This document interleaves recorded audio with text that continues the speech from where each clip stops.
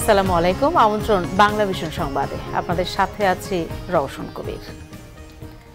নবনির্বাচিত ভিপি ও জিএস এর দায়িত্ব গ্রহণের মধ্য দিয়ে প্রায় ২৯ বছর পর কার্যক্রম শুরু হলো ঢাকা বিশ্ববিদ্যালয় কেন্দ্রীয় ছাত্র সংসদ ডাকসুর। সকালে পদাধিকার বলে ডাকসু সভাপতি ভিসি অধ্যাপক আখতারুজ্জামানের সভাপতিত্বে অনুষ্ঠিত ডাকসুর কার্যকরী কমিটির প্রথম বৈঠকের শুরুতেই দায়িত্ব গ্রহণ করেন ভিপি নুরুল হক নূর ও জিএস গোলাম রাব্বানী। ডাকসু কার্যালয়ে সকাল 11:15টার দিকে বৈঠক শুরু হয়। বৈঠকে ভিপি জিএস ছাড়াও উপস্থিত ছিলেন কমিটির নবনির্বাচিত অন্য সদস্যরা। বৈঠকের শুরুতেই মহান স্বাধীনতা যুদ্ধের শহীদদের স্মরণে 1 মিনিট দাঁড়িয়ে নীরবতা পালন করা হয়। এ সময় প্রধানমন্ত্রী শেখ হাসিনাকে ডাকসুর আজীবন সদস্য করার একটি প্রস্তাব পাশ করা হয়। এদিকে ডাকসু নির্বাচনে অনিয়মের অভিযোগ তুলে পুনর্নির্বাচনের দাবিতে ডাকসু ভবনের সামনে বিক্ষোভ মিছিল করেছে জাতীয়তাবাদী ছাত্রদল। একই দাবিতে প্রতীকী অবস্থান কর্মসূচি পালন করেছে ছাত্র ফেডারেশন। পরে কেন্দ্রীয় শহীদ মিনার ও ধানমন্ডির ৩২ নম্বরে বঙ্গবন্ধু শেখ মুজিবুর রহমানের প্রতিকৃতিতে শ্রদ্ধা জানান ডাকসু নেতৃবৃন্দ। আওয়ামী লীগের প্রেসিডিয়াম সদস্য মোহাম্মদ নাসিম বলেছেন, ইসি যথাযথ দায়িত্ব পালন করলেও কিছু অতি উৎসাহী কর্মকর্তা উপজেলা নির্বাচনকে প্রশ্নবিদ্ধ করছে।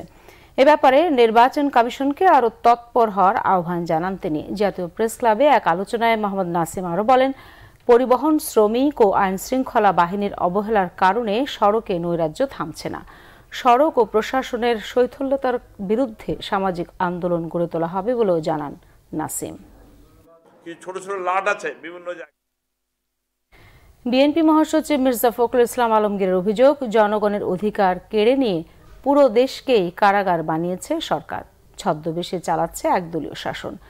আধুনিক বাংলা সাহিত্যের অন্যতম প্রধান কবি, বীর মুক্তিযোদ্ধা কবি আল মাহমুদের শোক সভায় তিনি সব কথা বলেন। জাতীয় প্রেস ক্লাবে জাতীয়তাবাদী সামাজিক সাংস্কৃতিক সংস্থা জাসাস এই অনুষ্ঠানের আয়োজন করে। বিরোধী মতের নেতাকর্মীদের ওপর নির্যাতন চলছে বলে অভিযোগ করেন বিএনপি মহাসচিব। অবিলম্বে বেগম খালেদা জিয়ার সুচিকিৎসা ও মুক্তির দাবি জানান তিনি। হতাশ না হয়ে জনমত গঠনে ঐক্যবদ্ধ হবার তাগিদও দেন বিএনপি মহাসচিব। চতুর্থ দিনের মতো রাজধানীতে জাতীয় প্রেস ক্লাবের সামনে এমপিও ভুক্তির দাবিতে অবস্থান কর্মসূচি পালন করছে নন এমপিও শিক্ষা প্রতিষ্ঠান শিক্ষক কর্মচারী ফেডারেশন। সংগঠনের নেতারা বলছেন, প্রতিশ্রুতি দিয়ে বারবার তাদের সাথে তালবাহানা করা হয়েছে। এবার দাবি আদায় না হওয়া পর্যন্ত কর্মসূচি চলবে বলে জানান তারা। প্রধানমন্ত্রীর সাক্ষাৎ ও সুনির্দিষ্ট ঘোষণা চান তারা। এমপিও ভুক্তির দাবিতে জাতীয় প্রেস ক্লাবের সামনের রাস্তায় অবস্থান কর্মসূচিতে অংশ নিয়েছেন কয়েক হাজার শিক্ষক ও কর্মচারী। সারা দেশে ৫,০০০-এরও বেশি শিক্ষা প্রতিষ্ঠান রয়েছে যাদের শিক্ষক কর্মচারীরা বেতন ভাতার সরকারি অংশ পান না। এসব নন এমপিও শিক্ষা প্রতিষ্ঠানের প্রায় ৮০,০০০ শিক্ষক কর্মচারী রয়েছেন যারা এমপিও ভুক্তির দাবিতে বারবার রাজপথে নেমেছেন। টানা চতুর্থ দিনের মতো রাজপথে শিক্ষকদের অনেকে পরিবার নিয়েই অবস্থান করছেন। বিরূপ পরিস্থিতিতে অনেকে অসুস্থ হয়ে হাসপাতালে ভর্তি হয়েছেন। ফেডারেশনের নেতারা বলছেন, প্রধানমন্ত্রী ছাড়া এখন আর কারো কথা শুনবেন না তারা।